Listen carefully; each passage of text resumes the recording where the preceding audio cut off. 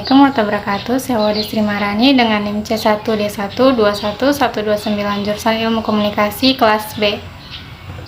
Di sini saya akan membahas mengenai konsep-konsep dan potensi maritim yang ada di Indonesia. Sumber daya laut di Indonesia tidak hanya berupa ikan, tetapi juga bahan tambang dan lain-lain. Beberapa potensi sumber daya laut yang ada di Indonesia yaitu yang pertama perikanan tangkap dan perikanan budidaya.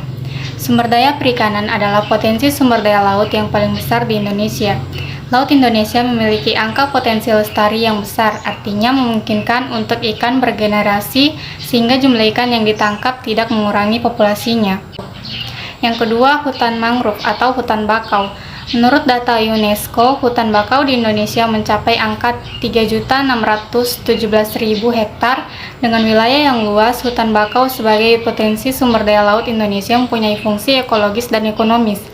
Fungsi ekologisnya yaitu sebagai habitat binatang laut untuk berlindung, berkembang biak, dan mencari makan. Selain itu, untuk melindungi pantai dari abrasi air laut.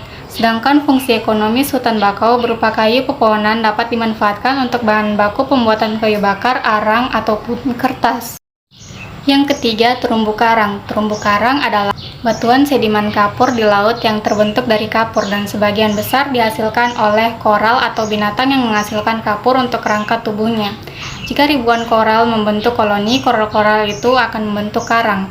Indonesia adalah negara dengan jumlah terumbu karang terluas di dunia. Luasnya mencapai 284,3 ribu kilometer per kubik atau setara dengan 18% terumbu karang yang ada di dunia. Terumbu karang memiliki banyak manfaat mulai dari bersifat ekonomis, ekologis, hingga sosial ekonomi. Manfaat ekonomi terumbu karang adalah sebagai sumber makanan, obat-obatan, dan objek wisata bahari. Manfaat ekologis untuk mengurangi hempasan gelombang pantai yang dapat mengakibatkan abrasi. Lalu manfaat sosial ekonomis sebagai sumber perikanan yang dapat meningkatkan pendapatan para nelayan.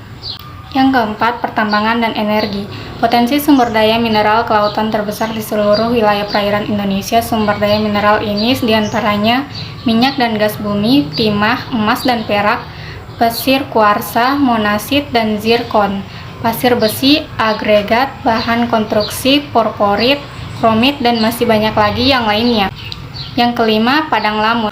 Lamun atau seagras adalah tumbuhan berbunga spermatopita yang sudah menyesuaikan diri untuk hidup di bawah permukaan air.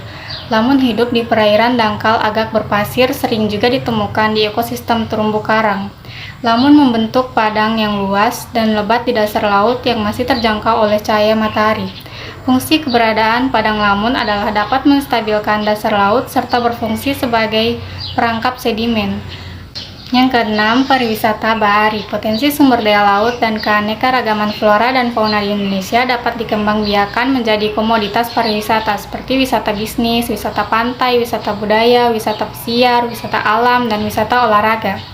Sekian penjelasan dari saya mengenai potensi maritim yang ada di Indonesia. Saya ucapkan terima kasih. Wassalamualaikum warahmatullahi wabarakatuh.